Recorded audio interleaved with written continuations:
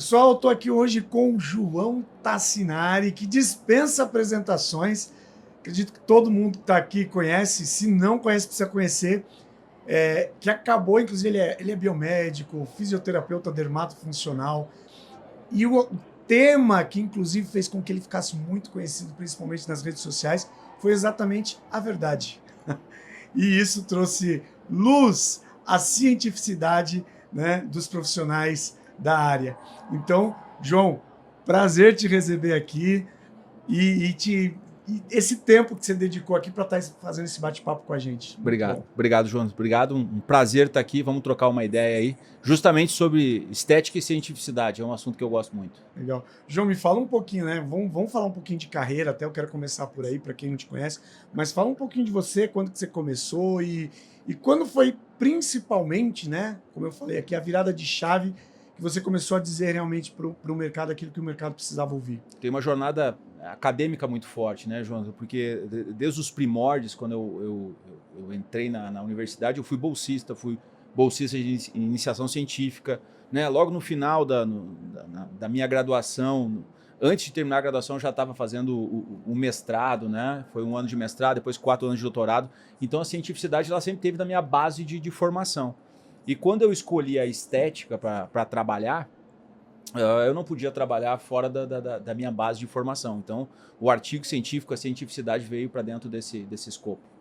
E aí você se formou, começou a falar de cientificidade. Quando que foi que você percebeu no Instagram ali, nas redes sociais, que esse assunto principalmente era necessário, que as pessoas começaram a perceber como necessário e aí você teve aquele crescimento? João, o que aconteceu? Né? Na base da formação, nós tínhamos uma grande dificuldade em buscar o conteúdo. Né? Lá na primeira graduação, eu costumo dizer, eu queria ler um artigo. Cara, tinha que pegar a fichinha, os jovens nem sabem o que é isso, tinha que pegar a ficha, entrar no laboratório ficar esperando na faculdade, no laboratório de informática, entrar na base de dados para achar algum artigo. De uns anos, depois desses anos, deu uma evolução muito grande na estética, por quê? Ou em tudo, né? Porque o acesso à informação, né, com a internet. Trouxe E aí eu me dei conta o quê? Começaram muitos formadores de opinião, muitos influencers a dar a sua opinião na rede social. E nós, acadêmicos, ficávamos só criticando quem estava dando opinião, a gente não se movimentava. Então nós estávamos lá na academia, né, que é um local, um ambiente seguro, mas ninguém abria a rede e falava assim, cara, isso aqui que tu tá falando não tem evidência nenhuma, isso aqui tá queimando o paciente e tudo mais. Aí, não, tá na hora de parar de ficar criticando, porque naquela época a gente ficava criticando na universidade, né, mas não queria se expor, né, e tu sabe como é que é, hoje tu te expõe, tu também, né, vai tomar um hate, vai tomar uma crítica. Então foi ali, eu acho que foi o time inicial de pensar assim, não, cara, o conhecimento ele tem que mudar a perspectiva da abordagem, né? Nós precisamos ir a mais. Então esse foi um momento de virada de chave aí, de sair do offline e entrar no online também. E você percebe que teve uma evolução de lá para cá, mais profissionais têm buscado cientificidade, porque eu me lembro de uma época até na estética que era a onda era o protocolo. Sim. Cursos de protocolo. Claro. Né? E já não se fala tanto mais de protocolo, isso a gente percebe cada vez mais o profissional quer até criar ou... Claro, criar o seu protocolo em função da demanda e individualidade do paciente, porque nós somos profissionais da área da saúde, né? Então imagina se eu vou ter o mesmo protocolo para todo paciente. A minha chance de não entregar resultado ou ter um efeito adverso é muito grande. Exatamente. E aí você percebe que de lá para cá você teve um crescimento, porque ainda tem profissionais que numa conversa assim as pessoas querem saber a receita do bolo. Com certeza, né? Na verdade, isso é inerente ao ser humano, né, João? Então imagina que as pesquisas falam que uma pessoa toma, em média, 15 mil decisões durante o dia, né? Eu acordei, como é que eu arrumo meu cabelo, tomo banho, qual é a roupa que eu coloco, o que eu vou comer, como é que eu vou para o trabalho, o que eu vou responder aqui no meu WhatsApp, 15 mil. Então é natural que o cérebro humano, para economizar energia, terceirize muito, né? Agora a vida profissional não dá para terceirizar, né? Quer terceirizar outras coisas, terceiriza, mas esse pensamento do protocolo de clínica é nós que temos que fazer, né? Não dá para terceirizar isso não, deixar no automático. Você sabe que a gente fala muito, né? A gente sempre está falando de gestão. E os últimos números que eu avaliei, ele mostra que o mercado ele está maduro. Ele está num período de maturidade. Esse período de maturidade é alta competição. Totalmente. Alta competição. Vai ter um crescimento, mas não como nós vimos antes. muita gente entrando e saindo. E aí vai ficar o que no mercado? Quem realmente trabalha de forma profissional. E aí o trabalho que você vem desenvolvendo, não de agora, mas há anos, é fundamental. Fundamental. Porque esse desenvolvimento que tu fala de conhecimento, ele faz a tomada de decisão, inclusive no investimento da tua clínica. Então, se tu não faz essa tomada, se tu não tem essa base de conhecimento, tu vai vir e tu vai te endividar. E aí, cara, se tu te endividou no mercado da estética, tu vai perder a perspectiva de ser ético muitas vezes, né? Não é geral, mas tu vai, às vezes tu vai estar indicando, e infelizmente isso acontece, uma conduta que nem é para aquele paciente, porque tu precisa às vezes, né, tá endividado, tem que pagar, tá vendendo o protocolo, né? Então é difícil. Você vê que é interessante até uma coisa nova, para mim é nova, porque eu não sou profissional científico, né? Mas eu me lembro, eu tive clínica, e eu me lembro que bem lá no início, lá atrás, nós tratávamos inclusive tudo como celulite, né? Claro, claro. E aí você tem a questão do lipedema. Só que o lipedema está sendo discutido agora sim, mas, João, o lipedema ele é descrito há anos já pela literatura, né? Mas que bom que deu esse boom do conhecimento como um todo do lipedema. Mas as pesquisas já falavam sobre lipedema, sobre a confusão, porque existe uma confusão, né? Lipedema, gordura corporal, porque às vezes a pessoa está tratando lá gordura achando que é celulite. A própria celulite tem a flacidez de pele, que às vezes também é confundida, tem o linfedema, e ainda o diagnóstico de confusão, ainda a lipodistrofia, que pode ser advento de um trauma na tela subcutânea. Então isso é avaliação, isso é cientificidade. A gente já fala disso há bastante tempo.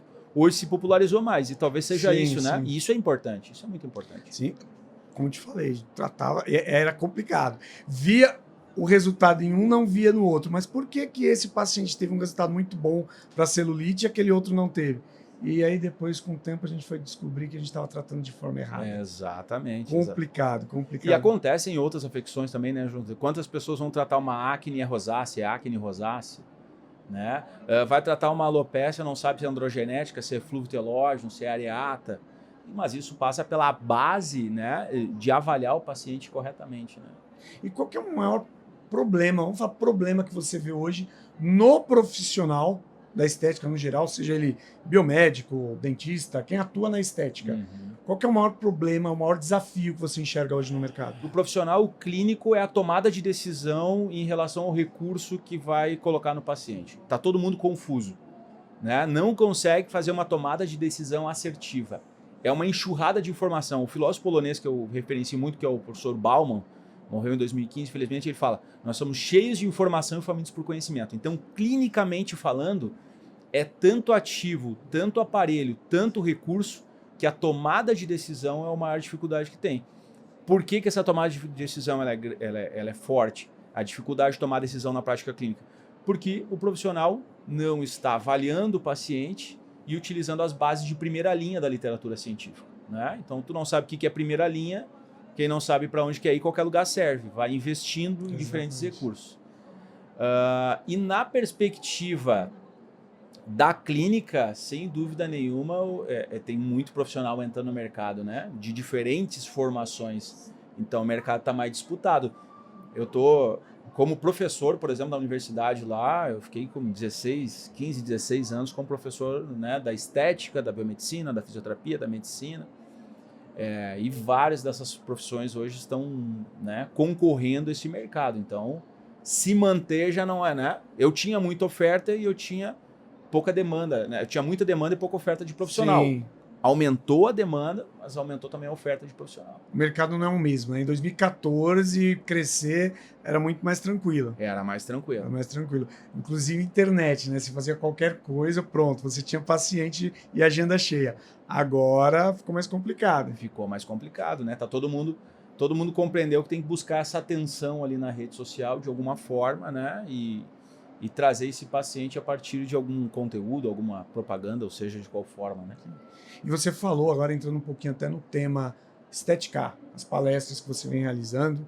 Você tem, se eu não me engano, você tem o teu evento, inclusive. Teve na quinta-feira nós tivemos um simpósio só sobre melasma, né? Tiveram grandes professores discutindo o tema, até com algo que eu não tinha visto ainda em nenhum congresso brasileiro. Nós tivemos o que a gente chama de Hot Topics, Nós vimos temas quentes, então gerenciei uma mesa redonda no final com colegas de altíssima qualidade e eu trouxe perguntas quentes, né? Exemplo, melasma tem cura? Hidroquinona é uma heroína ou uma vilã? E os produtos coreanos? Qual é o futuro do tratamento do melasma? Então fizemos um Hot Topics no primeiro dia, no dia 31. Então vamos lá. Tem cura ou não tem cura? Tem gerenciamento, né? Até o amigo, o Lucas, falou, tem cura se tu quiser buscar o teu paciente, trazer um paciente rapidamente. O melasma, com várias afecções estéticas, a gente tem gerenciamento. A gente pode melhorar muito, mas essa pele ela tem que continuar sendo gerenciada. Hidroquinona. Vamos na sequência. Boa, vamos lá. Agora, minha opinião, né? A hidroquinona ela é uma heroína, né, para os profissionais mais médicos, né? Que ele é primeira linha. Mas para nós, né, não prescritores de medicamento, ele é um vilão, né, porque ele tem um efeito melanotóxico e existem hoje ativos que conseguem entregar resultado sem o efeito melanotóxico, como por exemplo o alfarbutin, que é um análogo da hidroquinona. Então, dependendo da perspectiva, né, vai ser, dependendo de quem está olhando a hidroquinona, vai ser heroína ou vilã. Para mim, vou ter que puxar brasa pro meu assado aqui, talvez um pouco de conflito de interesse, mas na minha perspectiva é uma vilã. Entendi. E aí, quando você fala, principalmente aí falando dessa questão do melasma, eu ouço muito falar também, recentemente, no meu caso, que não sou da área, mas principalmente, não sei de quando são essas descobertas, provavelmente deve ter muito mais tempo do que quando eu ouvi falar, mas a questão até, não só envolvido com a questão do calor, mas inclusive do fígado, do organismo. Fala um pouquinho disso. O melasma, eu até mostrei alguns cases de pacientes, mostrei alguns exames complementares que eu avalio. Então nós sabemos que de origem de agente causador nós temos o calor, como tu bem falou, nós temos a radiação, nós temos questões hormonais e nós temos a predisposição genética. Mas eu trouxe algumas pesquisas de último agora mostrando que associação positiva, deficiência de vitamina D com surgimento de melasma, deficiência de ferro com surgimento de melasma, alteração de tireoide, TSH, T3, T4 com desenvolvimento de melasma. Então, é uma afecção mal compreendida e talvez esteja aí a nossa dificuldade de gerenciar também. Então, buscar o agente causador é fundamental para o tratamento, né, se perpetuar. Então, nós temos várias causas aí de melasma e esses de micronutrientes e tireoide são realmente novidades científicas aí que eu apresentei. E o que você fala para esse profissional que às vezes tem essa, não vou falar preguiça, mas veio na minha mente, mas de buscar essa informação, inclusive, para ter o conhecimento da causa. Fala um pouquinho qual que seria o primeiro passo, a gente sabe, mas fala você aí para esse profissional que está assistindo, o que ele tem que fazer exatamente para chegar no ponto principal do tratamento. Ele tem que estudar. A relação de causa e efeito na área da saúde é um ponto fundamental. Não vai ter manejo de gordura se o cara não entrar em déficit calórico, não ver por que o paciente está comendo demais. Não vai ter o manejo da acne se tu não olhar questões alimentares e hormonais. Não vai ter o manejo do melasma se não buscar essas causas que eu falei. A base é uma boa anamnese, né? Uma anamnese estruturada e depois uma avaliação clínica. O profissional que não faz uma anamnese hoje e que não vai para a avaliação complementar, para um exame complementar, não vai olhar um hemograma, uma vitamina D, ele vai ter muito menos recurso para entregar resultado. Muito menos recurso, não tem como, né? Não tem como. Eu posso te dar exemplos aqui de avaliação de diferentes afecções que estão relacionadas à avaliação. Muitas vezes tu tira o agente causador e é natural, tirando o agente causador, que aquela afecção se resolva muitas vezes. Fantástico. João, fala um pouquinho agora do teu trabalho que você está desenvolvendo atualmente. Você falou da pós-graduação. Conta um pouquinho de tudo que você tem feito para os profissionais. Muito bem. Nós temos um instituto, né? Chama o JT. O instituto ele tem hoje pós-graduação, né? Pós-graduação de pré e pós-operatório de cirurgia plástica, de estética de precisão, que é uma pós-graduação que faz já avaliação genética, ensina a fazer avaliação genética, de banco genético, para justamente avaliar o paciente. De eletroterapia, então tem um escopo de programas de pós-graduação. E além disso, nós temos uma editora, né? Livro de eletroterapia. Vou pedir para o time te trazer aqui um livro de presente, muito em breve. O livro de eletroterapia sendo vendido, lançado e vendido. Nós temos um canal de assinatura, mais de 2.000 alunos ativos, e na assinatura e nos cursos, algo em torno de 10.000 alunos hoje. Então, um ecossistema de educação de estética e cientificidade, né? Isso que nós temos hoje. Fantástico. E falando ainda de ciência, né? estava falando e eu estava pensando aqui, eu vejo muito profissional ainda, a gente fala principalmente da parte de... Eu falo muito, eu gosto de falar que o básico da gestão em marketing são os 4 Ps lá de 1969, 1970, que depois surgiram vários Ps, várias sopas de letrinha, Sim. mas esses 4 Ps ainda não são utilizados da forma correta. E quando a gente fala de produto na área da estética, que é o serviço, quando eu falo da pessoa exatamente envelopar, criar o programa de tratamentos, muitos profissionais ainda têm dificuldade em saber como começar. Claro. Como começar. O que você diria para esse profissional que precisa começar e precisa criar? É óbvio. Eu já sei mais ou menos, mas eu queria ouvir de você. Os teus 4 Ps são os princípios, não é isso? Da tua área? Tem uma frase do Ralph Waldo Emerson que diz assim: quanto aos métodos, vão existir 1 milhão ou até mais, mas os princípios são poucos. Quem domina o princípio escolhe seu próprio método. Então tu tem teus P's aí, né? Que tu segue, eles vão ter algumas variabilidades. O jogo, na prática baseada em evidência científica, são 3 pilares sempre: avaliar o paciente, escolher o recurso com o melhor nível de evidência e utilizar a experiência clínica. São 3 variáveis. Então, se eu pudesse dar uma dica, estudar a prática baseada em evidência. Porque a tomada de decisão, ela tá... Alguém já estudou isso. Vocês não vão precisar inventar a roda. Nós estamos em 2025, gente. Hoje são publicados mais de 6 mil artigos científicos dia. Nós não estamos mais em 1900. Em 1900 era 9 mil artigos ano. Então, vocês não vão inventar a roda. É sentar e estudar a prática baseada em evidência. É isso. Fantástico, fantástico, gente. João, eu tenho certeza que se a gente ficar conversando aqui, a gente vai.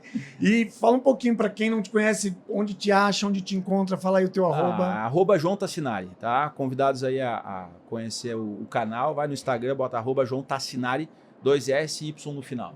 Fantástico. João, muito obrigado. Te agradeço o teu tempo aí, que está bastante corrido na feira, mas já, inclusive, trouxe aqui insights poderosos aí, principalmente na questão da cientificidade. Pessoal, tem que estudar. Não tem jeito. Tem que estudar, tem que pesquisar. Não existe receita de bolo para nada. Para nada. Para nada.